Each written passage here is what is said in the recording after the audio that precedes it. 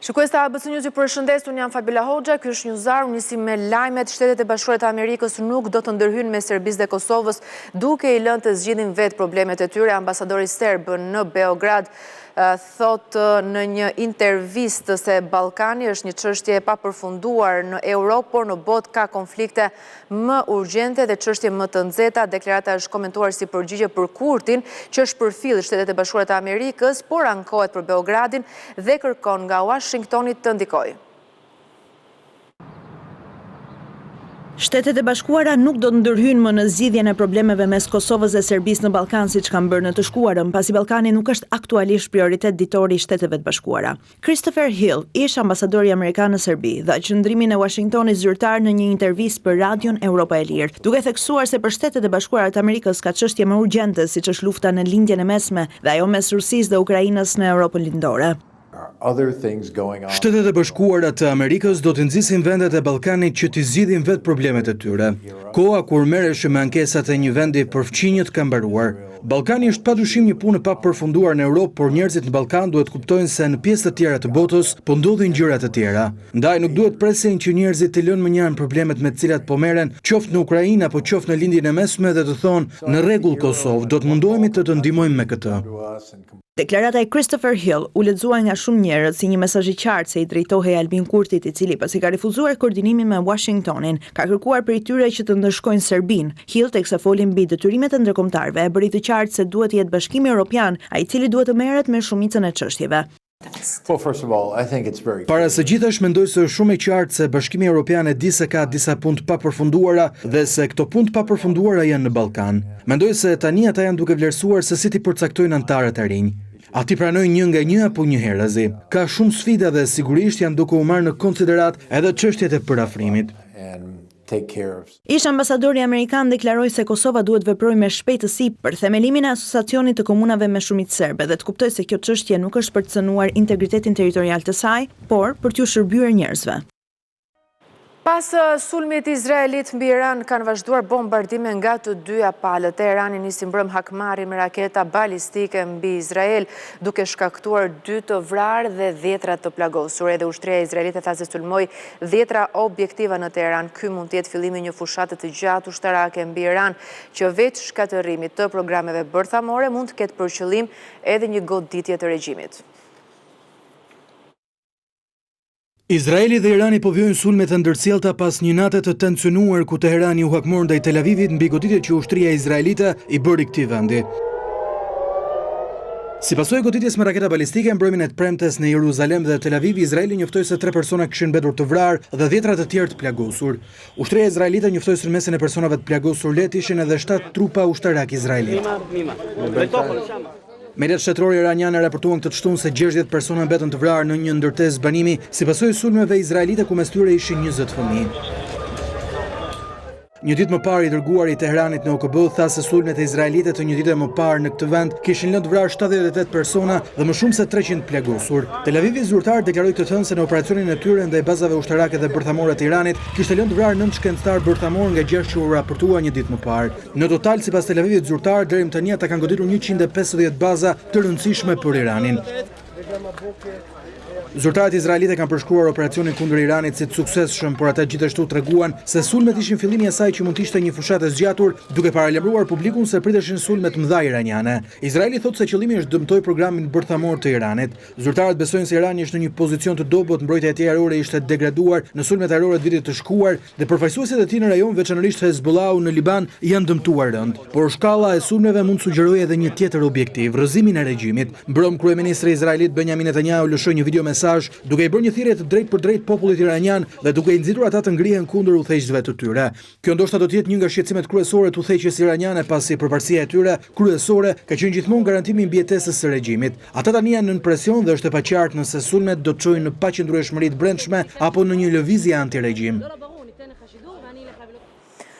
Pas nisjes së sulmeve nga Irani mbi Izrael, nuk ka asnjë shqiptar të lënduar. Ministria e Jashtme njofton se 5 shqiptarët që ndodhen aktualisht në Izrael, 3 turistë dhe 2 me qëndrim të përkohshëm, janë në gjendje të mirë dhe shteti shqiptar po qëndron në kontakt me ta, që dje janë pezulluar dhe fluturimet Tiranë, Tel Aviv dhe Anasjelltas. Për arsye sigurie, Izraeli ka mbyllur hapësirën ajrore si edhe ambasadat dhe konsulatat në botë.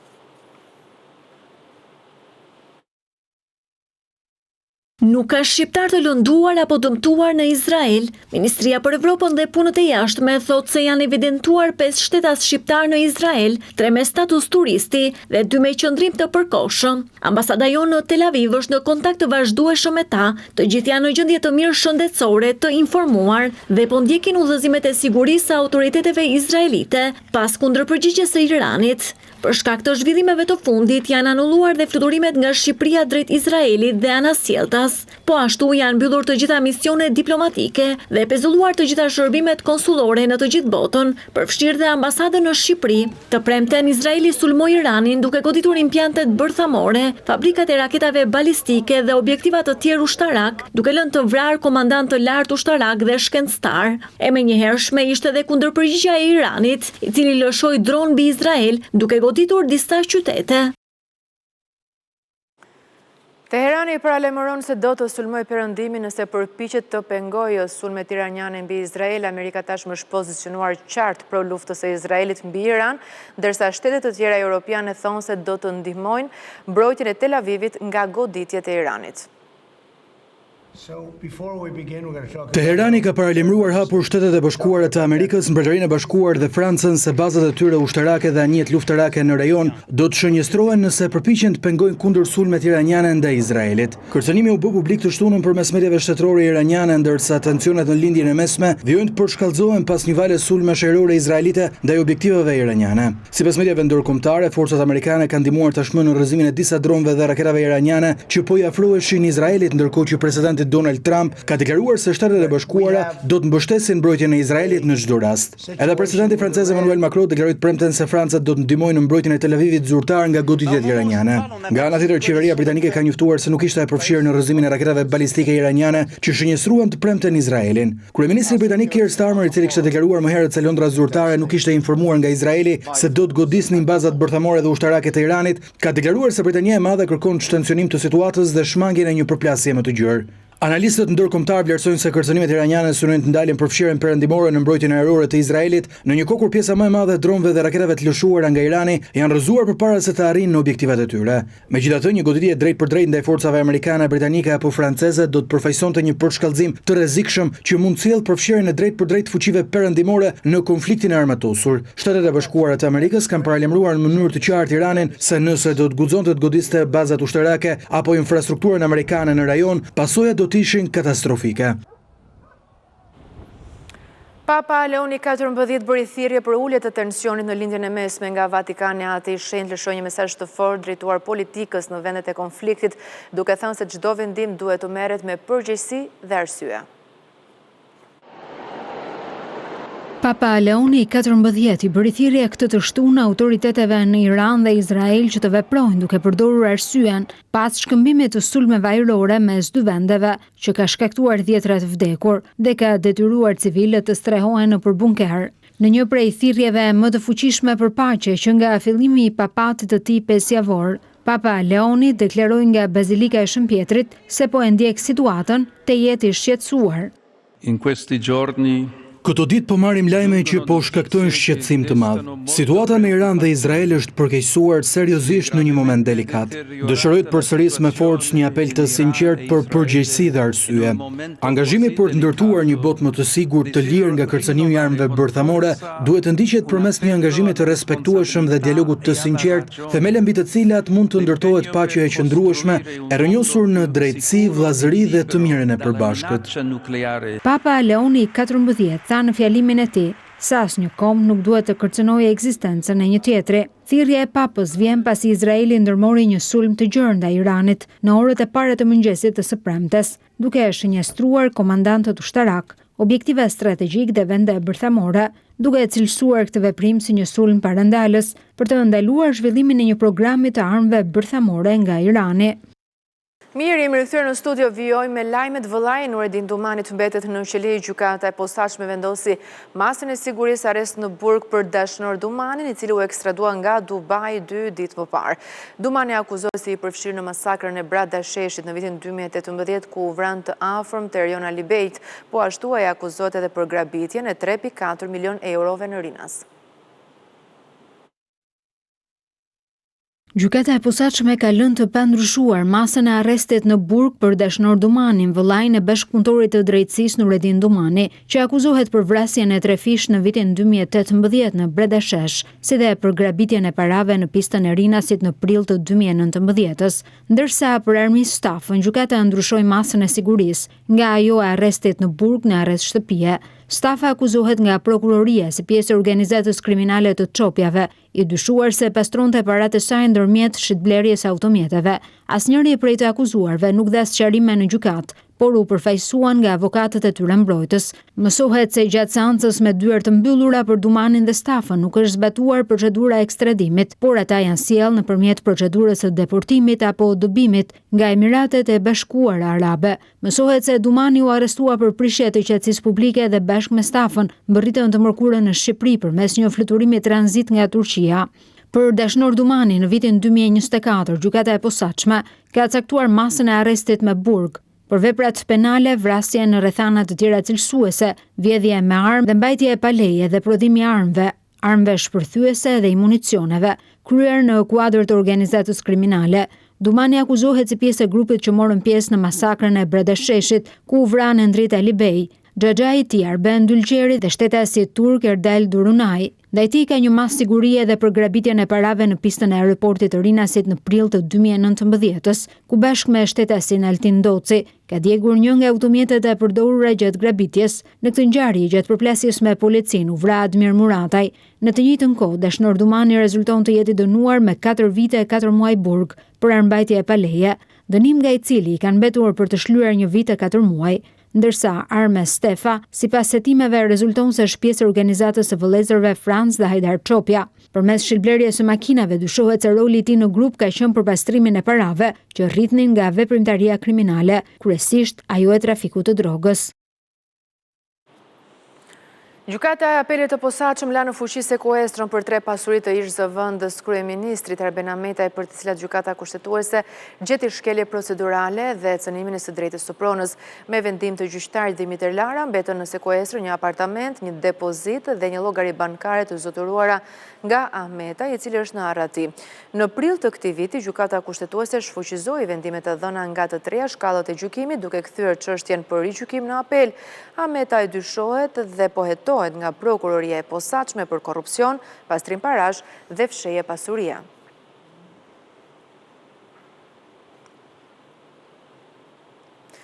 Një 25 vjeçar i shpallur në kërkim ndërkombëtar është ekstraduar të shtunën nga Spanja. Sorel Cenaj është akuzuar për tentativë vrasje në vitin 2023 në Kukës. 25 vjeçari dyshohet se në një lokal në lagjin nr. 5 të Kukësit ka tentuar të vrasë duke e goditur me thik një person me të cilin kishte një konflikt banal. Gjykata e Kukësit ka caktuar Sorel Cenajt masën e sigurisë e arrest në burg për vrasje mbetur në tentativë.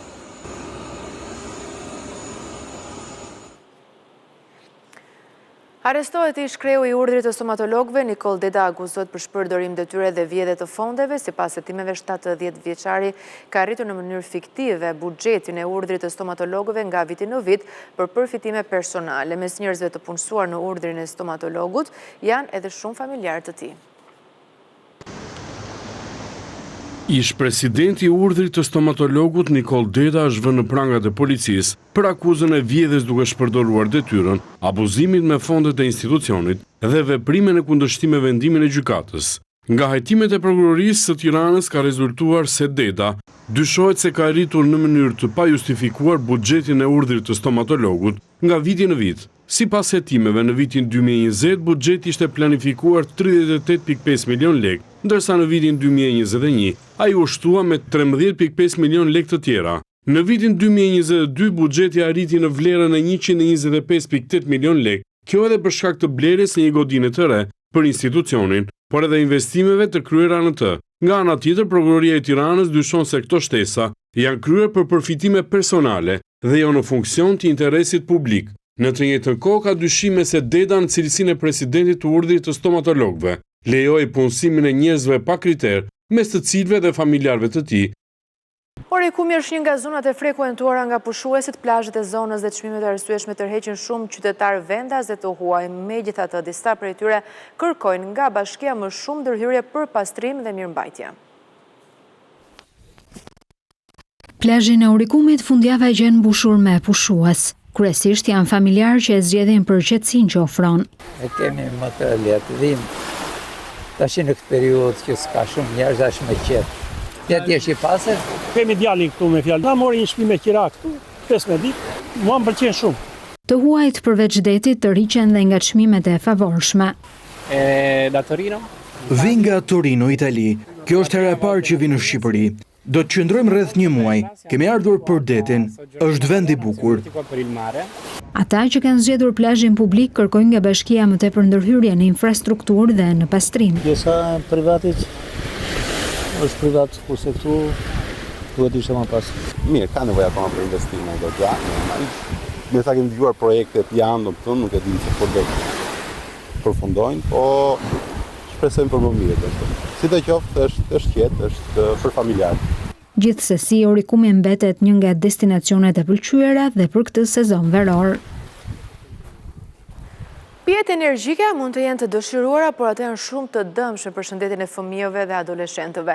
Mjekët thonë se ato shkaktojnë probleme kardiake tek moshat e vogla dhe vënë re se numri i fëmijëve me këto shqetësime po shtohet. Dëmet në shëndetin e të vegjëlve sipas mjekëve mund të jenë afatgjata apo të parikuperueshme. Në këto ditë me temperatura të larta, kur mendohet se konsumi i pijeve energjike mund të zbehet të nxehtin, efekti mund të jetë më tepër i dëmshëm se i dobishëm, aq më tepër kur përdoren nga më të vegjëlit. Mjekët ngren shqetësimin se numri i fëmijëve që po shfaqin probleme kardiake nga konsumi i pijeve energjike po shtohet. Shohim që dhe në konsultat tona të urgjencës pediatrike, të kardiopediatrëve të tjerë, është shtuar numri i fëmijëve të cilët vinë me ankesa ose me shqetësime pikërisht nga konsumimi i këtyre pijeve energjike. Problemi është që gjithmonë më tepër po ulet mosha e konsumimit të këtyre. Por shohim që dhe fëmijë edhe 8 vjeç, edhe diçka 9-8 vjeç konsumojnë pije energjike. Shefja e kardiologjisë pediatrike në qendrën spitalore universitare Nën Tereza, Numila Kuneshka, tregon se nuk kanë munguar as rastet kur fëmijët kanë pasur nevojë për shtrim në spital. Vetë prindi ose fëmia referon që ka konsumuar 1 ose 2 kanaçe të pijeve të ndryshme energjike dhe i gjejmë të shtruar në spital me takikardi për rafje të shpejta, me gjendje diskomforti, me dhimbje gjoksi e të tjerë. S'ka pasur problem tjetër? Ekzaminimi kardiologjik ka qenë absolutisht normal. Çfarë mosha bëhet fjalë? Kanë qenë të moshës 10 dhe 12 vjeç. Nuk haroj një fëmijë 16 vjeç që erdhi me një hipertension arterial shumë të rritur, 18 me 12 mm shtyllës zhivës, që ishte një gjendje alarmante dhe e referoj vetë që unë konsumova 2-3 pije energjike dhe u paraqit në urgjencë me këtë situatë. Ndikimet negative në shëndet të pijeve energjike sipas mjekes janë të shumta dhe serioze. Një kanaçe pije energjike është baraz me 2 kafe ekspres ose me 4 kafe të mëdha filtri. Një përmbajtje lartë kafeine në moshën pediatrike është shumë e dëmshme. Pse? Sepse shton rrahjet e zëmrës, shton ankthin, shton shqetësimin, fëmijët janë të papërqendruar. Së dyti, ka një përqindje më të shumë të lartë të sheqerit, e cila ndikon negativisht si në obezitet, në prishjen e dhëmbëve dhe gjithashtu dhe për një prekursor për shtimin e riskut për diabet të tipi 2 në moshë më të rritur. Këta fëmijë mund të shkojnë deri edhe në kriza epileptike nga përdorimi i shumtë i pijeve energjike. Shoqata Amerikane e Pediatrisë dhe Organizata Botërore e Shëndetësisë ndalon konsumin e pijeve energjike deri në moshën 18 vjeç. Në Shqipëri, tregtimi i tyre tek ata që nuk i kanë mbushur të 18-at është i ndaluar. Në këtë situatë, mjekja ka një mesazh për prindrit. Prindit duhet të jetë i vetëdijshëm, të mos i jap lek fëmijës për të bler pije energjike ose t'ja blej vetë. Duhet të bëj një punë shumë graduale, po kjo punë nuk fillon në moshën 13 vjeç kur fëmia fillon të pi pijet energjike, po fillon që në vogli, pra duke i rekomanduar që uji është pija më e mirë.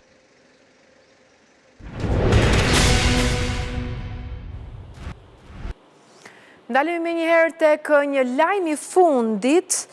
Falë bashkëpunimit mes Interpol Tirana dhe Interpol Harare u bë e mundur lokalizimi, kapja dhe më pas ekstradimi nga Zimbabve, shtet në Afrikën Jugore, i shtetasit shqiptar Loran Dusha, 42 vjeç, lindur në Lushnje dhe ishte i shpallur në kërkim ndërkombëtar.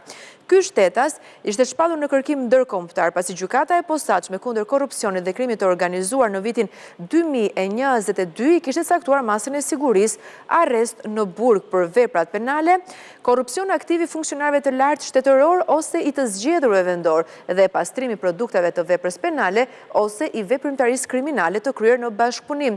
Nga hetimet ka rezultuar se shtetasi Loran Dushe, në cilësinë e administratorit të një kompanie private, ka përfituar fonde publike në mënyrë të paligjshme përmes faturave dhe pagesave fiktive për punë dhe shërbime të kryera.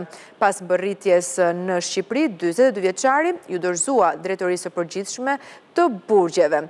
Loran Dusha është dënuar në mungesë me 4 vite e 8 muaj burg. Një i ri nga Durrësi, ndonë se me aftësi të kufizuara në lëvizje, synon të realizojë ëndrrën e tij për të qenë i punësuar në profesion. 28 vjeçari ka studiuar për drejtësi, por thotë se stigma për paraplegjikët vazhdon dhe shumë pak pranojnë të punësojnë. Sadik Sallaku na tregon historinë e tij. Le ta ndjekim rrëfimin.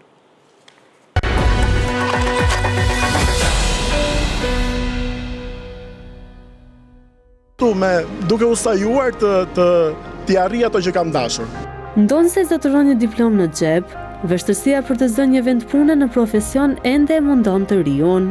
Pavarësisht kësaj, Sadiku duket optimist për të ardhmen, ndërsa ka edhe një mesazh për institucionet publike apo private, që të kthejnë syt nga personat me aftësi të kufizuar për t'i punësuar. Shumë email e kam dërguar, shumë CV, po mbetën pozitiv, shpresoj shumë që të bëhet diçka në të ardhmen e afërt. Kam punuar, kam qenë një herë një vit me programin e punësimit nga AKP-ja, që është Agjencia Kombëtare për Punësim dhe Aftësi, dhe më pas kam punuar si përgjegjës i burimeve njerëzore në një subjekt privat, po ashtu për një vit.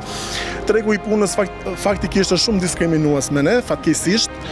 Neve luftojmë fort për të trumbetuar sa më shumë këtë pjesë. Ekziston një stigëm shumë e madhe tek pjesa e punëdhënësve, të cilët sapo dëgjojnë fjalën aftësi e kufizuar menjëherë stepen dhe nuk marrin mundimin as të japin një mundësi qoftë edhe për një intervistë. Para se të prisësh nga të tjerët, kërko tek vetja. Kjo është motoja e Sadikut, teksa u drejtohet të rinjave me këtë mesazh. Absolutisht, vetja është nëse ti nuk thyen barrierat së pari vetë, domethënë nëse nuk e nxjerr veten tënde nga ai oazi, nga ato muret e shtëpisë, nëse nuk e merr mundimin të dalësh jashtë edhe të integrosh veten tënde në radh parë, patjetër që dhe të tjerë nuk do kujtohen për ty.